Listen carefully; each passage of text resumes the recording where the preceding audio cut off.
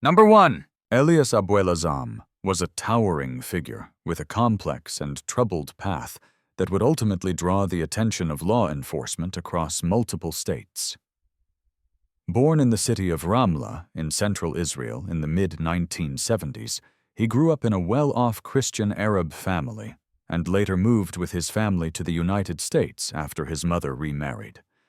He obtained permanent residency but never became a U.S. citizen, a detail that would shape part of his later legal battles. Known by those around him simply as Eli Abuelazam, was 6 feet 5 inches tall and physically imposing, with a presence that could seem both calm and intimidating.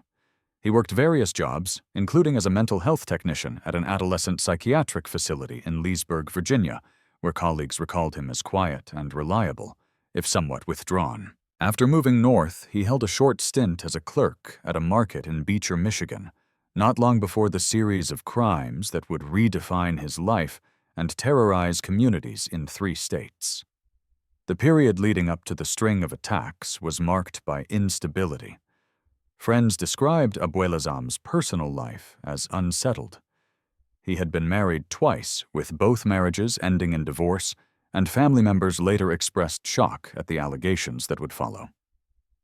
These details suggest a life punctuated by relationship strain and shifting environments, though nothing in his background foreshadowed the violence that authorities would soon link to him. Some defense experts later pointed to signs of psychological distress, including claims of hallucinations and past suicide attempts. Prosecutors, however, argued that the pattern and planning demonstrated in his actions did not fit the profile of someone overcome by uncontrollable impulses. Beginning in the spring and early summer of 2010, law enforcement in Genesee County, Michigan, began to notice an unsettling series of stabbing attacks concentrated in and around Flint. Men walking alone at night were approached by someone asking for directions or help with a vehicle, only to be stabbed and left injured or dead. Most of the victims were described as small-framed men, many of whom were African American, though there was no confirmed personal connection between Abuelazam and those he targeted. At least 18 such attacks were later tied to a similar modus operandi across Michigan, Ohio, and Virginia, resulting in multiple fatalities and serious injuries. Investigators dubbed the unknown assailant the Flint serial stabber due to the geographic concentration and pattern of the crimes. The attacks spread fear through working-class streets, with communities left on edge as nights grew tense and the police scrambled for leads. The breakthrough in the case came not through dramatic confrontation, but through coordinated investigative work and an element of chance. On a summer night in August 2010, federal agents detained Abuelazam at a major international airport as he prepared to board a flight to Tel Aviv.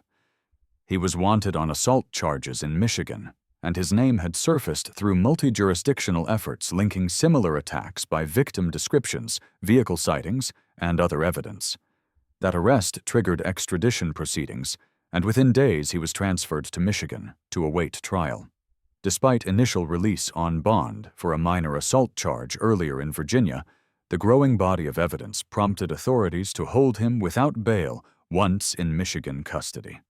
The trial focused first on the death of a 49-year-old man in Flint, one of several men who lost their lives in the summer of 2010.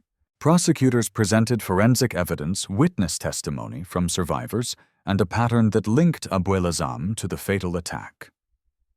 The defense advanced an insanity plea, citing mental health issues and claims that dark forces compelled his actions.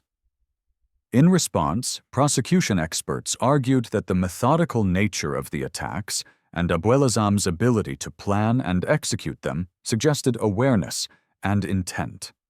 After deliberation, a jury found him guilty of first-degree murder.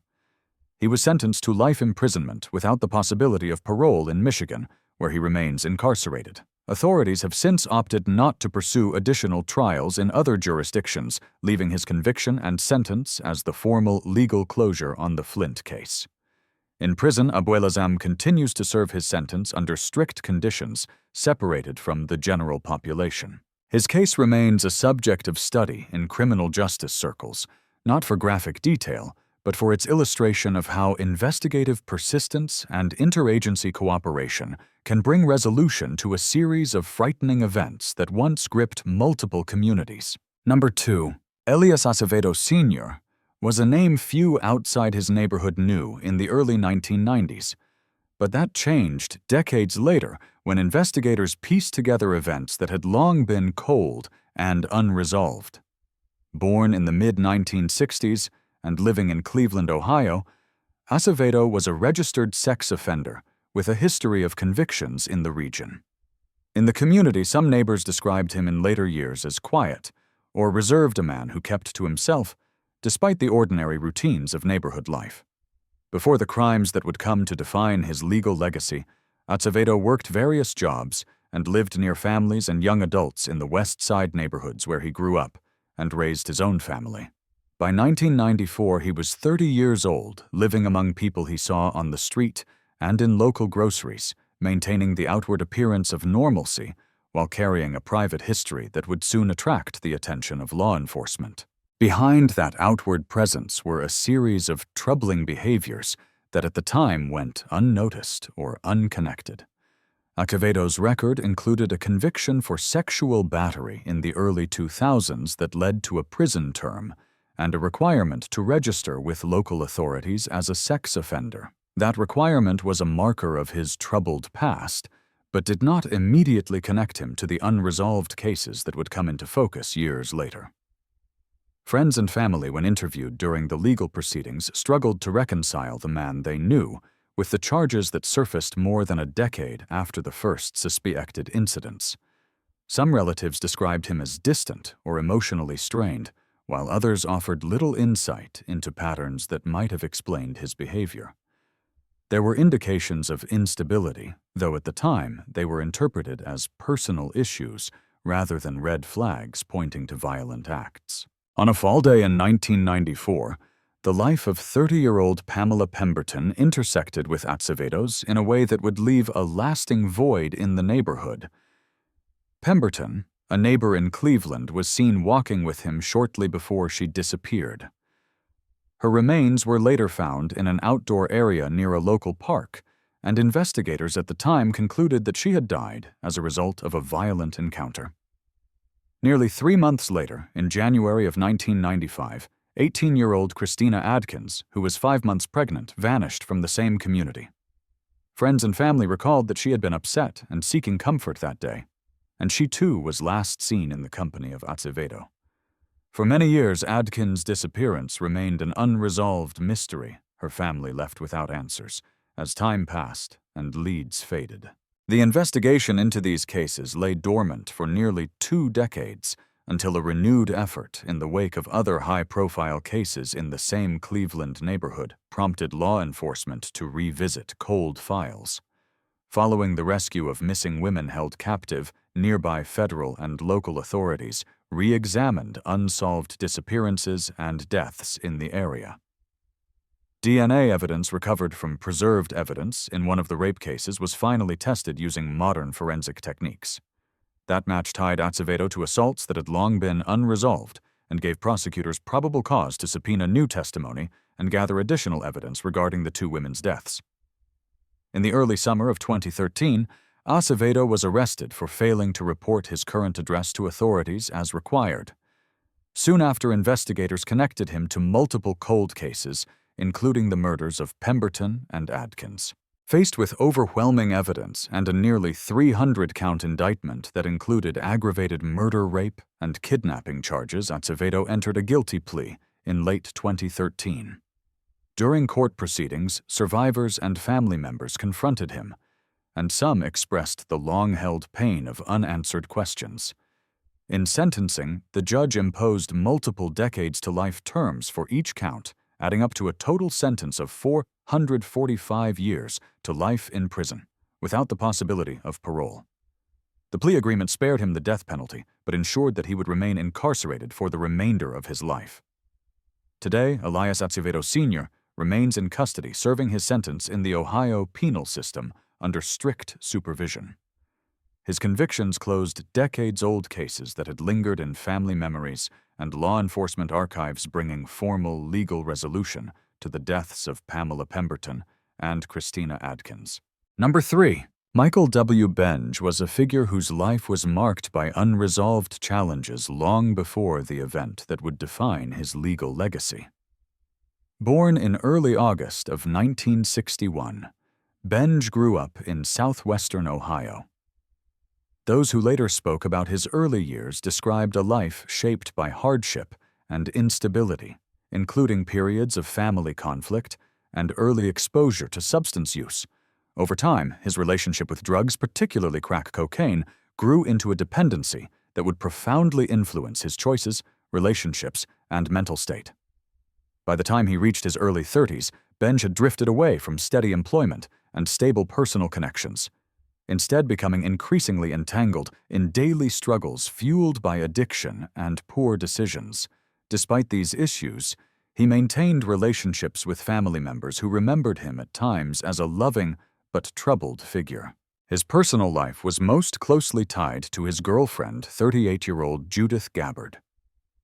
Neighbors and acquaintances recalled the couple as familiar figures in their community, though their relationship grew tense over time. As Benge's need for drugs escalated, so too did arguments about money trust and stability. Family members later recounted that Gabbard had expressed concern about his substance use and the chaos it brought into their lives. Some described her avoiding family events to escape conflict, with visible signs of bruising occasionally noted before the night that changed both of their destinies. The psychological and situational triggers in this case were tied to long-term addiction, interpersonal tension, and mounting emotional strain that neither person could resolve in healthy ways.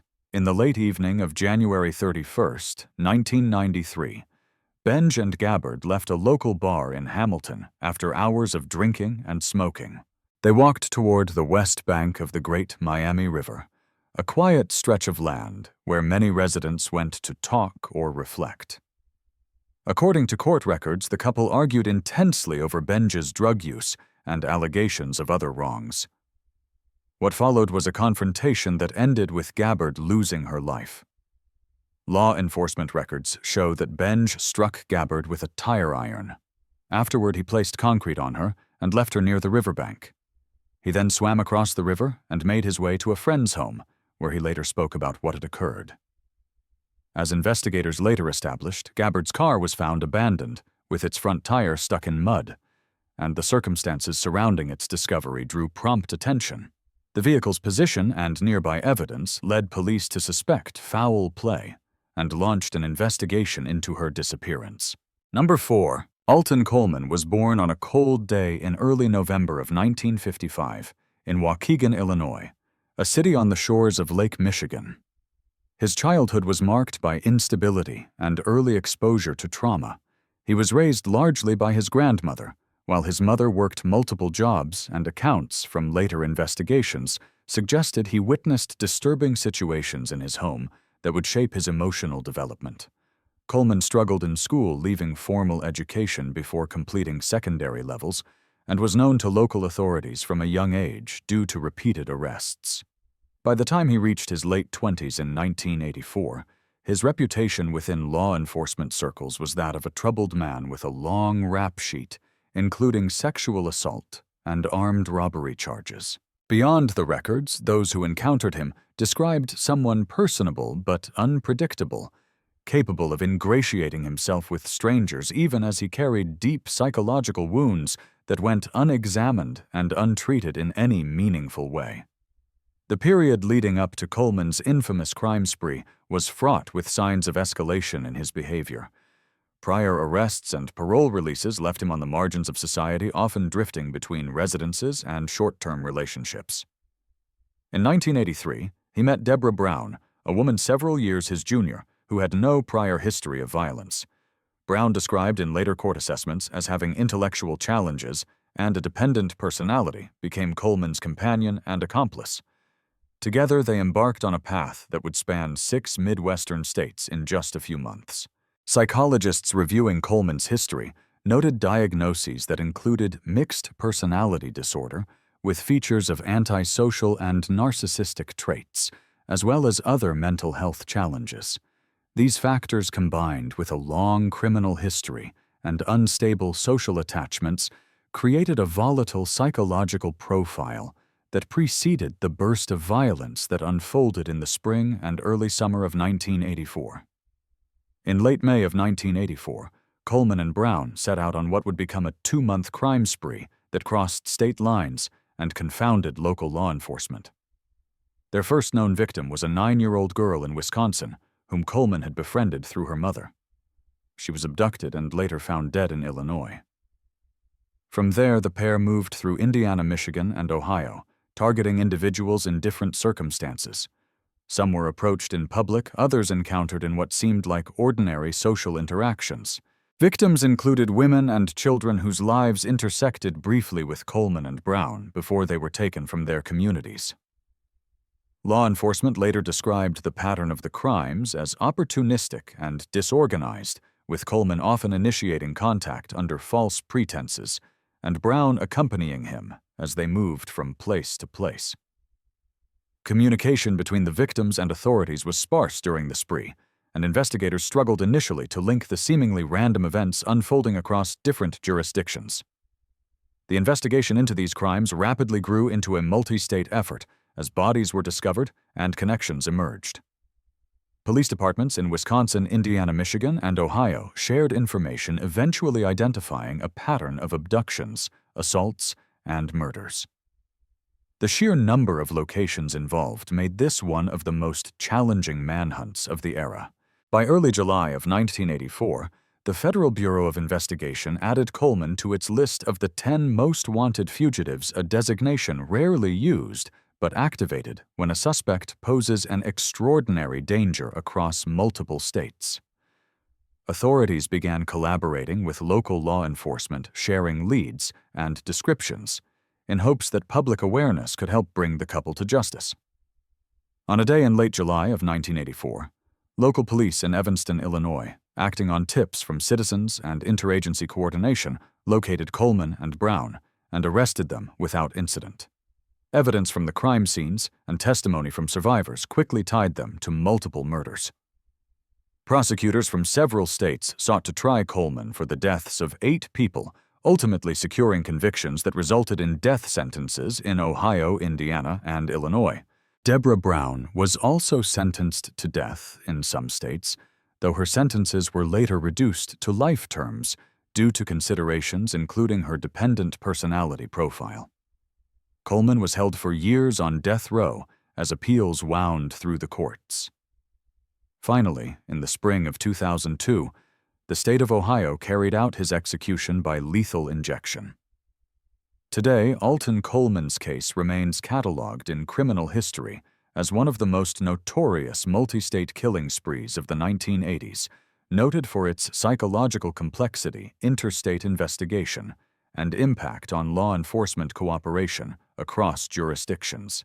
Number 5. Richard Wade Cooey II was 19 years old, an Army trainee home on leave when 2 University of Akron students, Wendy Ofredo, 21, and Dawn McCreary, 20, crossed his path in Summit County, Ohio. People who knew him described a young man who could look ordinary at a distance while privately unraveling through years of alcohol and drug abuse. Accounts in the record describe long-standing substance problems beginning in early adolescence, and in the days leading up to the murders, a heavy binge that left him impaired and volatile rather than merely reckless. Late on the night of August 31st, and into the early minutes of September 1st, Cooey was riding with 2 friends, Clinton Dickens and Kenneth Horonitz, Jr. From an overpass above Interstate 77 in Akron, the group threw a chunk of concrete down toward passing traffic. When it struck the women's car and forced them to pull over, the moment shifted from dangerous mischief to calculated opportunity. According to court summaries, the men approached and offered help, presenting themselves as rescuers with a convenient solution, a ride to find a phone and call for assistance. The encounter moved to Rolling Acres Mall, where for a brief moment the women seemed to be pulling the right levers. Ofredo called her mother and McCreary contacted police. But the calls did not become an escape route. The three men stayed close, controlling movement and momentum, keeping pressure on two young women who had already been shaken into compliance by the staged accident and the sudden presence of three strangers. What had started as a roadside interruption hardened into captivity, and the women were taken away from public view. In the hours that followed, prosecutors said the crimes combined kidnapping, sexual assault, and robbery, ending with both victims killed. The emphasis in later legal descriptions was not on graphic detail, but on the pattern deception first, then isolation, then domination, an escalation that suggested planning in the moment, even if the night began as impulsive violence toward strangers. When Alfredo and McCreary did not return, investigators moved quickly through the women's last known timeline. The restaurant shift, the expected destination, and the calls from the mall. The case drew intense attention in the Akron area, and pressure mounted as friends and family realized two students had vanished after an ordinary night of work. Police followed leads back toward the men connected to the bridge incident and the mall encounter, and the investigation ultimately closed in on Cooey and his companions. Cooey was tried before a three-judge panel and convicted on multiple counts, including aggravated murder, kidnapping, rape, and aggravated robbery. Courts repeatedly summarized the core facts: the concrete thrown from the bridge, the approach under the guise of help, the forced control that followed, and the killing of both women. His case then stretched across years of appeals in state and federal courts as his attorneys challenged both the conviction and the death sentence. Decades later, Cooey became widely known for a different legal fight. He argued that his obesity and vein condition made lethal injection unconstitutionally cruel, claiming there was a substantial risk the process would not work as intended. Courts rejected the claim, and reports from the execution day said there were no immediate problems establishing the intravenous lines. Richard Wade Cooey II was executed by lethal injection at the Southern Ohio Correctional Facility in Lucasville on October 14, 2008. Number 6. Bobby Lee Cutts Jr. once held a badge and a promise to protect. Born in late May of 1977 in Canton, Ohio, Cutts grew up with a structured life that for many years seemed headed toward service. As a young man, he attended local schools, eventually following in footsteps that led him to become a police officer with the Canton City Police Department. In the community, he was known as a law enforcement officer, a figure of authority familiar to residents at neighborhood events and on patrol. By the summer of 2007, he was the father of a young son and expecting another child with his girlfriend, 26-year-old Jessie Marie Davis.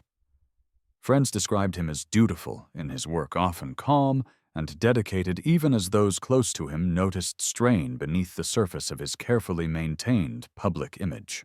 In the months before what would become a nationally reported case, tensions in Cutts's personal life were mounting.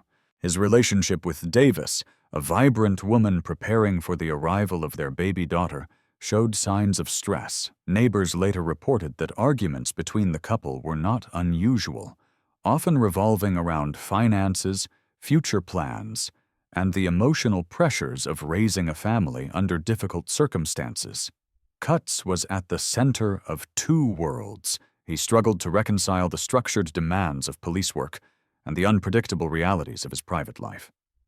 Psychological assessments offered during his trial and appeals pointed to stress, emotional instability, and deep internal conflict.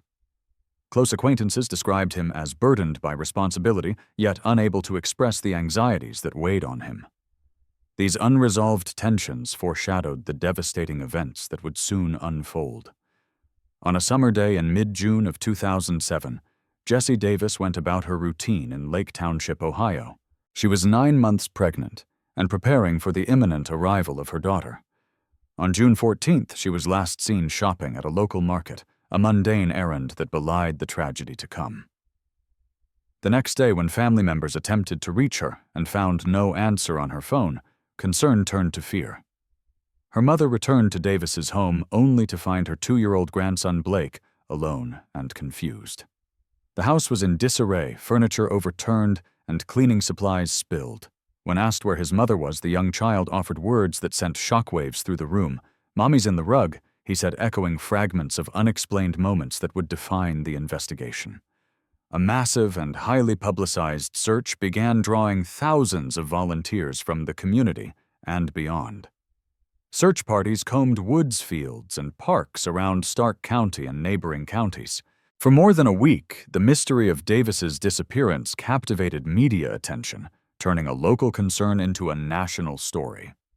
Police officers, volunteers, and families united in the effort to find a woman whose pregnancy and young child amplified the urgency of the situation.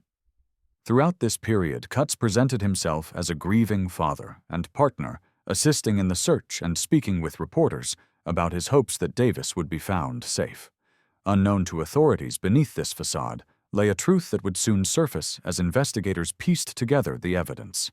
On June 23rd, after days of mounting pressure and unanswered questions, Cutts led investigators to a wooded area in a regional park where Davis's body was found. The discovery ended the public search, but marked the beginning of a criminal investigation that would unravel his carefully maintained public persona. He was placed under arrest that same day and charged with aggravated murder in the death of Davis and of their unborn daughter. Prosecutors also filed additional charges, including aggravated burglary, gross abuse of a corpse, and child endangering. The Stark County grand jury indicted him on multiple counts, reflecting the severity of the charges and the impact on the community. During his trial in early 2008, Cutts took the witness stand and offered his account of what occurred that evening. He testified that during a struggle with Davis in her home, he struck her in the throat with his elbow after she refused to let him leave. He later claimed that he attempted to revive her and, panicked, failed to seek help immediately. The jury heard emotional testimony from family members, including Davis's relatives, and considered both the evidence and Cutts's own words. The jury found him guilty of the aggravated murder of Davis and the aggravated murder of her unborn child, along with associated charges. During the sentencing phase, jurors chose not to impose the death penalty. Instead, on February 27, 2008, they sentenced Cutts to life imprisonment without the possibility of parole for a total of 57 years. Today, Bobby Lee Cutts Jr. remains incarcerated, serving his sentence within the Ohio penal system under strict supervision. Number 7. Jeffrey Lionel Dahmer seemed to many who met him in his early years like an ordinary boy with a quiet curiosity. Born in late May of 1960 in Milwaukee, Wisconsin, he was the first child of his parents who later experienced marital discord and frequent moves that unsettled Jeffrey's early stability. In school, he was shy and withdrawn, preferring solitary activities like collecting objects and observing small animals. Friends and classmates described a young man who struggled to connect socially and often felt isolated from his peers. As he grew older, this sense of isolation intensified, and by the time he graduated from high school in the late 1970s, his life was marked less by social bonds and more by an inward retreat into his own thoughts. Psychologists who later studied his case have noted that Dahmer's psychological triggers were deeply rooted in a combination of social alienation, early family instability, and emerging compulsions that went unaddressed. His parents' relationship had dissolved by the time he was a young teenager, and his home life became fractured. Those closest to him recalled that his fixation on understanding and controlling his environment grew alongside a pattern of drinking and emotional withdrawal in late adolescence. Some analysts have suggested that unresolved feelings of loneliness and a desire for connection played a role in the development of his later behavior, even as these factors became entwined with increasingly harmful impulses. These complex psychological elements set the stage for a pattern of conduct that authorities would only fully understand years later. Over the course of more than a decade, beginning soon after high school and stretching into the early 1990s, Dahmer's actions took a dark and hidden course. Between 1978 and 1991, he was responsible for the deaths of multiple young men and boys whom he encountered in various cities in the Midwest. His method involved gaining the trust of his victims, often by offering to pay them for companionship or photography, and then bringing them back to a residence where he could act on compulsion and control. Most of his victims were young adults or teenagers who did not have a close personal connection to him, yet each interaction started with a seemingly ordinary social exchange. Law enforcement later determined that once alone with these individuals, Dahmer caused their deaths through strangulation or similar actions that left little immediate indication to the outside world of the pattern unfolding. Investigators found that his careful planning, including attempts to elude detection, allowed him to continue for many years. The unraveling of Dahmer's secret began in midsummer of 1991 in Milwaukee, Wisconsin, when one intended victim managed to escape from his apartment with handcuffs still attached to one wrist. The young man ran into the street and flagged down 2 police officers who had initially assumed he was intoxicated. Only after he described his encounter and the location did officers return to Dahmer's residence, where they discovered evidence that prompted a full search. Inside the apartment, investigators found photographs and other items connected to multiple missing people, triggering a multi-agency investigation that connected Dahmer to a series of disappearances and deaths. Shortly after his arrest on July 22, 1991, Dahmer confessed to his role in numerous killings, providing investigators with the first comprehensive account of his actions over the previous decade. Number 8. Edward Wayne. Edwards was born in mid-June of 1933 in Akron, Ohio, but the stability of childhood was distant from the start. His early family life was marked by tragedy when his mother died by suicide, an event that left a young Edwards in the care of an orphanage. Accounts from later investigations and his own writings described emotional and physical abuse during those formative years, shaping a young man whose early sense of safety and belonging was shattered.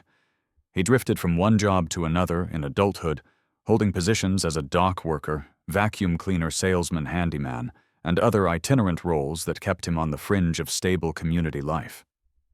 Those who knew him described a man who could be outwardly friendly and articulate, even as undercurrents of instability and unresolved trauma simmered beneath the surface. Despite occasional periods in the Marines and stints with his own family, Edwards carried the weight of a fractured past into his adult years. Psychological and situational triggers in Edwards's life were in part rooted in his early experiences and repeated clashes with the law.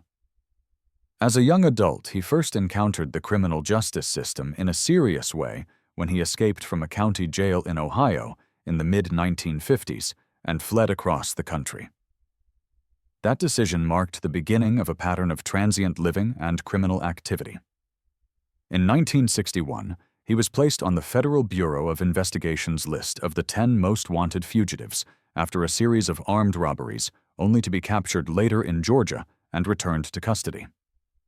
These early years of crime interrupted any stable development of personal relationships and left Edwards moving frequently, a pattern his children later described as start drift and disappear that accompanied deeper and darker behavior over decades. Despite brief attempts to present himself as a rehabilitated author and motivational speaker in later life, the psychological underpinnings of his actions remained complex, a blend of unresolved trauma, impulse control issues, and a life defined by evasiveness and reinvention.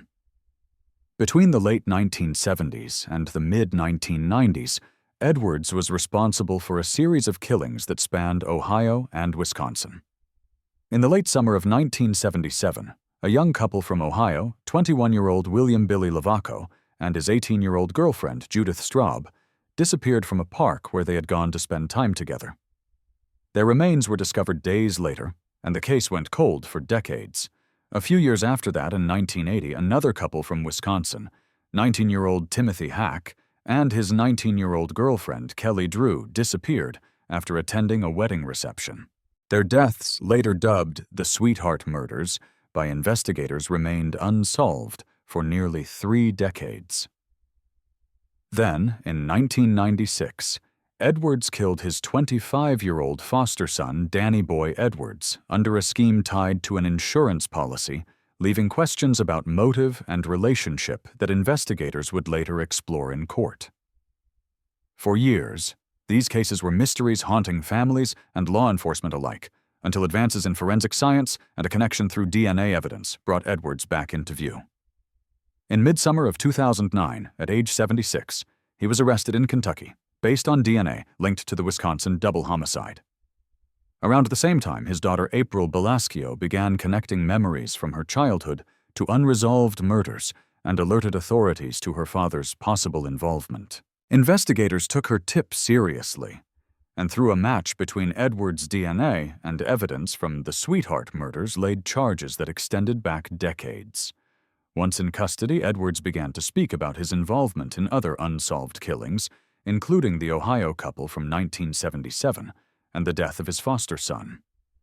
He entered guilty pleas to multiple counts of aggravated murder in both states, acknowledging his role in these long, cold cases. Number 9. Thomas Michael T.J. Lane III was 17 years old on a winter morning in late February of 2012, when a routine school day in Chardon, Ohio became a defining moment of tragedy. Born in mid-September of 1994, Lane grew up in a small community east of Cleveland. Friends and classmates described him as quiet and reserved, someone who kept mostly to himself and struggled academically and socially. He did not attend Chardon High School full-time. Instead, he was enrolled in Lake Academy, an alternative program for students with academic or behavioral needs. Those who knew him said he could be friendly when comfortable, yet at times seemed isolated and inward-focused, a young person wrestling with identity and belonging in ways few around him fully understood.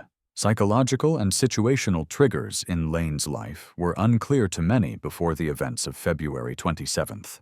Reports after his arrest noted a history of minor conduct issues and at least 2 earlier juvenile arrests in his mid-teens, including disorderly conduct and other non-violent offenses.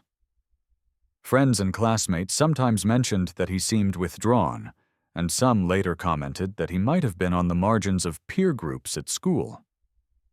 In the months leading up to the incident, classmates recalled that Lane seemed quiet, yet capable of regular interaction with others, especially those he encountered on the school bus.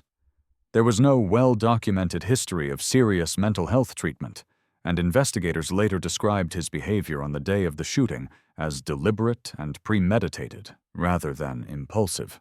On the morning of February 27, 2012, before formal classes had begun at Chardon High School, students gathered in the cafeteria and common areas as usual while they waited for buses to take them to vocational programs and other schools. Lane arrived carrying a .22 caliber handgun and a knife. At approximately 7:30 a.m., he approached a table of students and opened fire.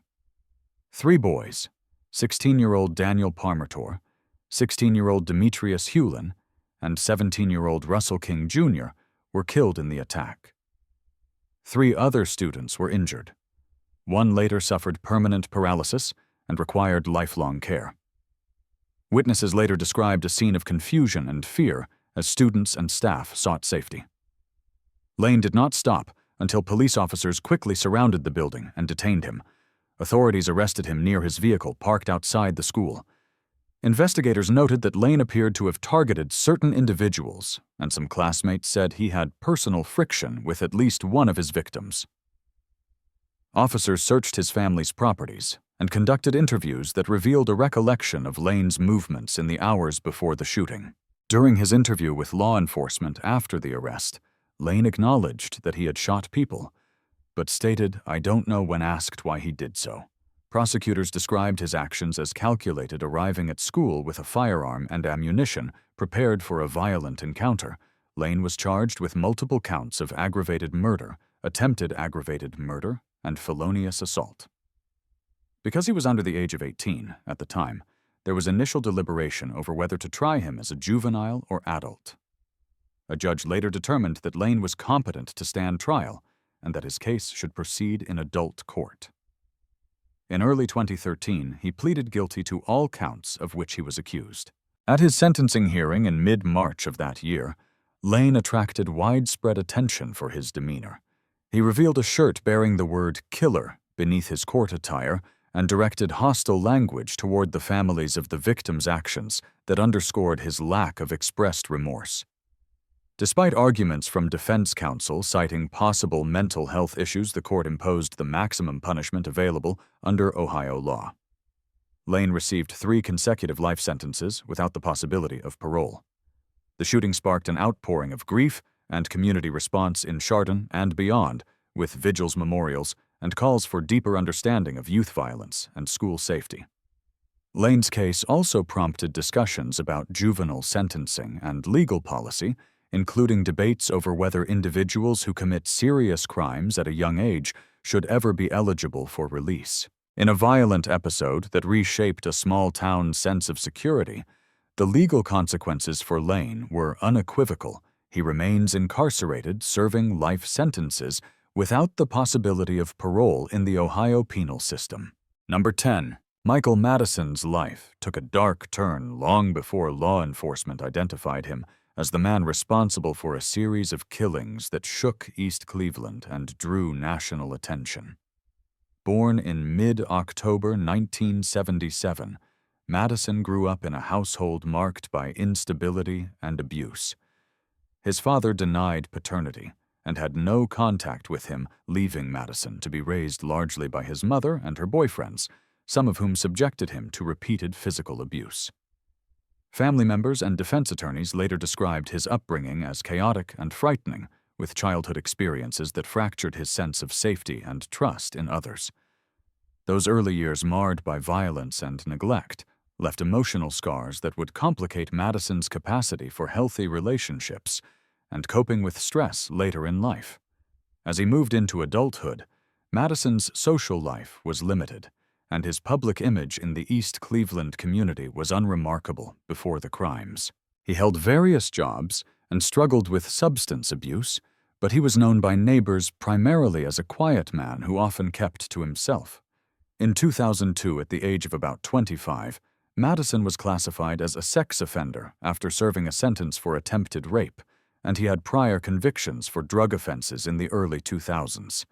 By the time he reached his mid-30s, these legal entanglements and his troubled personal history set the stage for the troubling series of acts that would follow. Between the autumn of 2012 and the middle of 2013, Madison murdered 3 women in East Cleveland over a period of about 9 months. The first known victim, 28-year-old Shatisha Sheely, was last seen in September of 2012. Next came 38-year-old Angela Deskins, last heard from in May 2013, and finally 18-year-old Sherelda Helen Terry, who was last seen in mid-July of that year, returning from her summer job at an elementary school. These women did not share a personal connection to Madison beyond brief interactions. Each was selected based on circumstances that brought her into his orbit in the weeks before her disappearance. The methods Madison used to take their lives involved applying pressure to the neck, a form of ligature strangulation that authorities later confirmed through investigation. The pattern suggested not random violence, but a disturbing repetition of chilling behavior that left investigators grappling with how to connect the deaths to a single suspect. The investigation into the disappearances and deaths of these 3 women began in earnest in July 2013, when workers at a cable company behind Madison's apartment in East Cleveland reported a strong, foul odor coming from a garage they shared. Police responded and discovered a large bag between Madison's vehicle and the wall inside which was Sherelda Terry's body. In the days that followed, authorities located additional remains in other bags nearby, one in brush behind the garage, and another in the basement of a vacant house close by. These discoveries prompted a rapid and coordinated response from local law enforcement, who, after obtaining a search warrant for Madison's residence, found further evidence of decomposition inside. Madison was arrested on July 19, 2013, at his mother's house after a brief standoff with police. Madison was charged with multiple counts of aggravated murder kidnapping and related offenses including rape and gross abuse of a corpse. At his arraignment, he pled not guilty, and the prosecution announced it would seek the death penalty given the severity and pattern of the offenses. At trial in the spring of 2016, the jury deliberated for less than a day before finding Madison guilty on all counts. During sentencing deliberations, the jury recommended the death sentence, and in early June 2016, the judge imposed this punishment on each of the aggravated murder counts. The Ohio Supreme Court later unanimously upheld the convictions and death sentences. Psychological assessments during the trial explored Madison's traumatic upbringing and long-term emotional instability, with defense attorneys highlighting the severe physical and emotional abuse he suffered as a child. However, expert testimony also noted his calculated actions in engaging victims and concealing evidence, suggesting deliberate intent rather than uncontrollable impulses. Madison has maintained plans to appeal his sentence, and as of the latest legal proceedings remains on death row, with a scheduled execution date postponed pending the exhaustion of appeals.